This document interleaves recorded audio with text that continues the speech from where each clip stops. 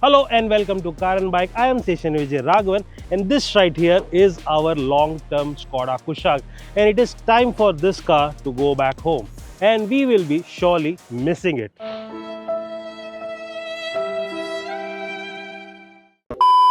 However, I have spent more than 5,000 kilometers with this particular car and I have come to love this. But there are certain things that I think could have been better. So, to sum it up, here are 3 things I like about the Skoda Kushaq and 3 things I don't like so much. But before we move ahead in this video, if you are new to the channel, do subscribe to Car and Bike, and while you're at it, do hit that bell notification as well so you never miss an update from us.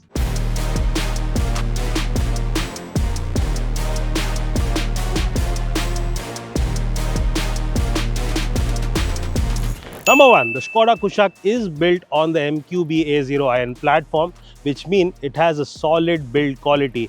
And yes, it has scored a 5-star rating from the Global NCAP as well. So it is one of the safest rated cars in India.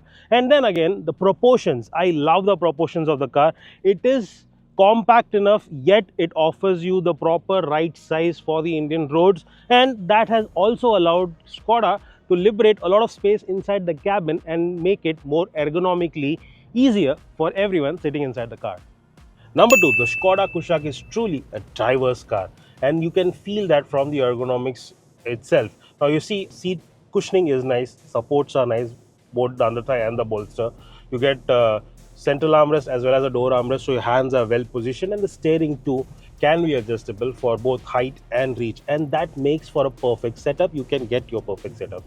But what makes it even better is the driving dynamics. Yes, both the ride quality as well as the handling is perfectly set. The ride quality is slightly a bit on the stiffer side, but it is balanced, and that has been done to achieve better handling because this handles like a charm. Be it a straight line or a corner, you take it a bit too aggressively and the car will support you throughout that endeavor.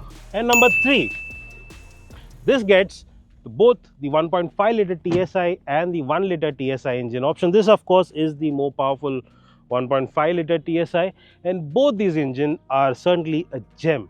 Yes, if you are planning to drive mostly in the city and occasional highway runs, the 1 liter TSI is more than enough. And if you do plan to go out on those frequent highway runs, weekend outings, and have a balanced city and highway use, then the 1.5 liter will definitely keep you entertained at all times.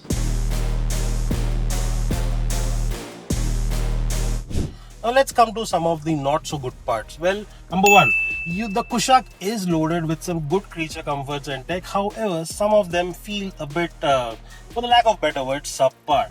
You do have a rear camera, but the quality is not nice and it is not that wide enough. And currently, the segment competition offer you 360-degree view cameras. Then again, you have a digital instrument cluster that is informative, but you do not get a trip meter. That is weird.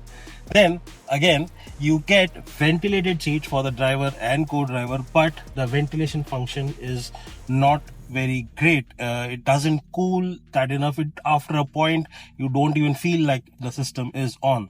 And the 4th one that I think it is not an issue for me. In fact, I love this part of the Kushaq, but however, a lot of customers do like panoramic sunroof, and the segment leaders are currently offering you something like the Creta and Seltos. They do offer you panoramic sunroof. Here, you only get a single pane sunroof.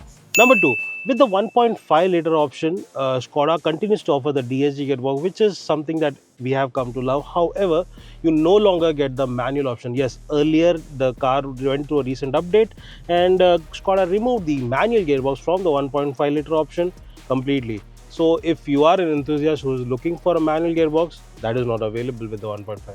Number 3, although this 1.5 liter TSI engine is fun and it is one of the better engines you can get in this segment, it is not the most fuel efficient option. Now, I have been driving this car for close to 5,000 kilometers or more during our long-term testing, and in the city conditions, I have seen that the car mostly gives you anything between 7 to 9 kilometers to the liter, whereas on the highway, it can go up to 13 to 14 kilometers to the liter, not more than that.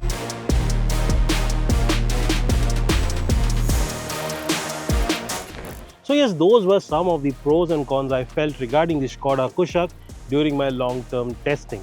And I can say one thing for sure, that the pros certainly outweigh the cons over here.